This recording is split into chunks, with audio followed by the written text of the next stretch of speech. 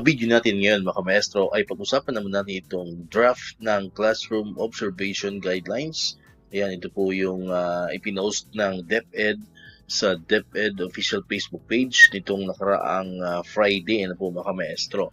Ayan, so ito nga po ay draft pa lamang. Ibig sabihin hindi pa naman po ito yung final po mga maestro na guidelines para po dito sa atin pong classroom observation. So alamin po natin ano ba ang mga inilagay po nila na pwede pong i-implement kapag ito po ay na-approve na po mga maestro. Pero so far, ulitin po natin, ito po pa lamang, draft pa lamang, so pwede pa po yung mabago. And in fact, ay nag-post naman po ang DepEd sa official Facebook page na pwede po tayo, lahat po ng kamaestro natin sa buong Pilipinas ay pwede pong magbigay ng kanilang saloobin po mga kamaestro sa pamagitan po na mag-comment doon po sa post nila sa kanilang pong official Facebook page. So kung ano po yung saloobin po ninyo, pwede nyo pong i-post doon, mga kamaestro, i-comment doon sa page po ng DepEd, or pwede rin po dito, pwede rin dito sa video po natin, sa comment section po ng video po natin, ay pwede rin po kayo mag-comment dyan, maglabas po ng inyong opinion, ng inyong saloobin, patungkol po dito sa atin pong draft ng classroom observation po natin pong tatalakayin sa video po na ito. Alright? So yan. Hindi ko na po nilagay lahat ng detalye po mga maestro kasi medyo mahaba po yun. Ang kinuha ka lamang po is yung mga mahalagang part, especially po ito, yung part 3 ng draft, yung key features and implementation guidelines. So yan po yung pinakamahalaga sa lahat.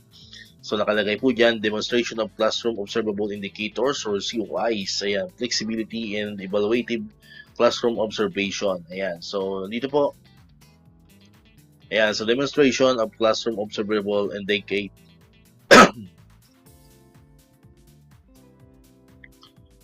Ayan, so ito po yung key features and implementation guidelines. Ito po yung demonstration of classroom observable indicators or COI. So ito po mga kamaestro, Ayan, so nakalagay po dyan, meron po tayong dalawang option, para po tayo ay magpa-observe. So yung first option po ay 1 full period in-person classroom observation.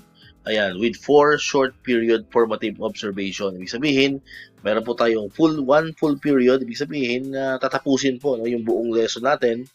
And then, meron pong karagdagan na 4 na mga short period formative observation. Ayan.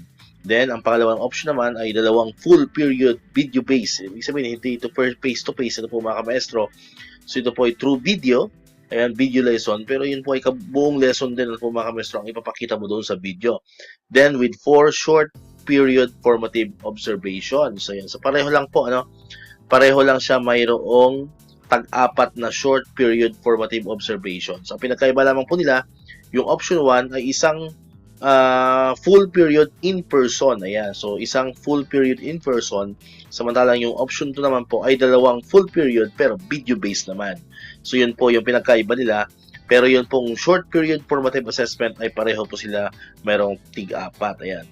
Ang schedule naman ito, ayan, anytime within the school year, including video-based classroom observation. So, anytime, so, ibig sabihin, kayo po ang magde-decide, mga kamaestro, kung kailan nyo gustong magpa-observe. Ayan, kung ito ang pipiliin mo, yung option 1, anytime, any quarter, mga kamaestro, ayan, pwede ka magpa-observe ng in-person classroom observation. Kung ito namang option 2 ang pipiliin mo mga kamaestro, ay pwede ka rin magpasa mga kamaestro ng 2 video-based classroom observation anytime or any quarter mga kamaestro.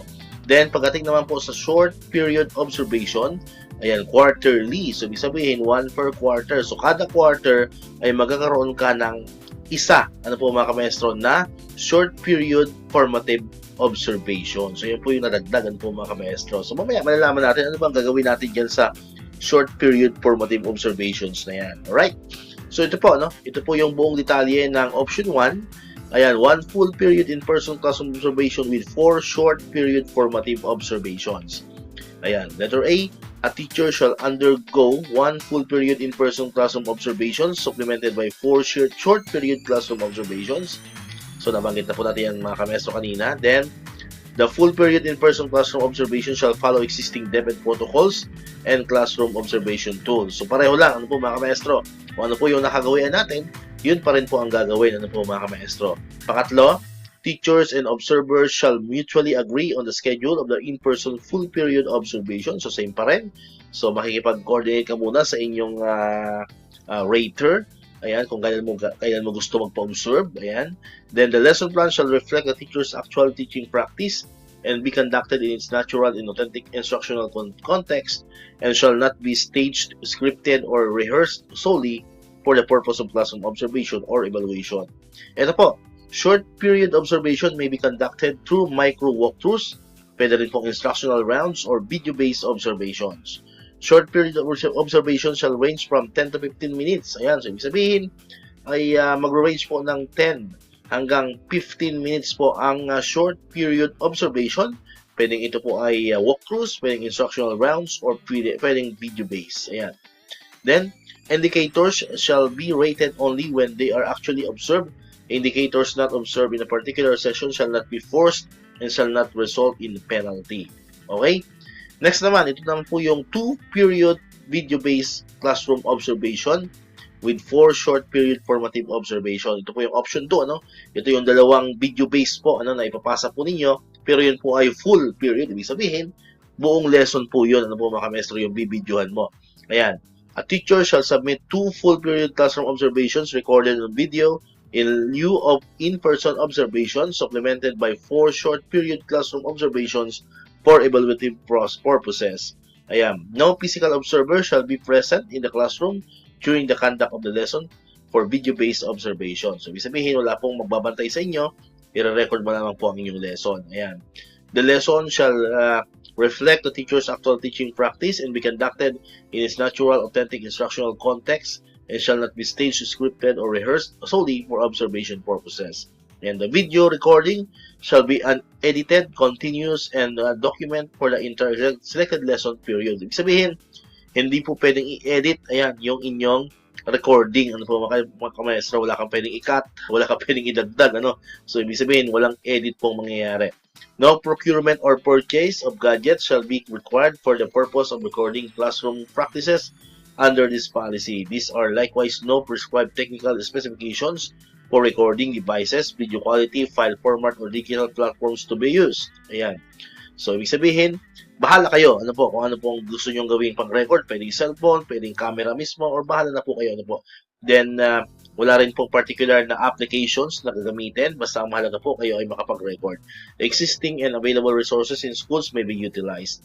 All video-based observations shall strictly comply with the Data Privacy Act of 2012, the DepEd Child Protection Policy, relevant state governments or governance issuances, and established consent protocols covering purpose, use, access, storage, and data retention. The same standards and rating tools used in in-person full period observation shall be applied. So, kung ano po yung tool na ginamit sa in-person, yun po ang gamitin na tool para po dito sa video-based. Ayan. So, pareho lang po mga maestro.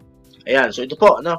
Ito po yung multi-modality formative short period classroom observation. Ano ba yung formative short period classroom observation na yan mga kamestro? So, ito po, no, yung micro walkthrough. Ibig sabihin yan, 5 to 10 minute focused observation. Sino ba yung observer dyan? The school head or the instructional leaders, yung mga master teachers po natin. Ano po yung purpose niyan? To provide specific targeted instructional support. Ayan. Yung pangalawang option po natin, ano po, doon sa short period observation, pwedeng instructional rounds. Yan po ay 10 to 15 minutes peer observation. Ibig sabihin, peer observer. Ayan, so pwede po yung mga co-teachers po natin, mga kamaestro. So, ibig sabihin, hindi lang po dito yung mga MTs, hindi lang yung school head. So, ibig sabihin, pwede ka pong maghikayat na kung sino man nakasamahan nyo sa school para mag-observe sa inyo. Yan po yung instructional rounds. Yan. Purpose po yan, to promote shared learning, reflection, and professional dialogue. Next naman is yung short video-based observations. 10 to 15 minutes din po yan.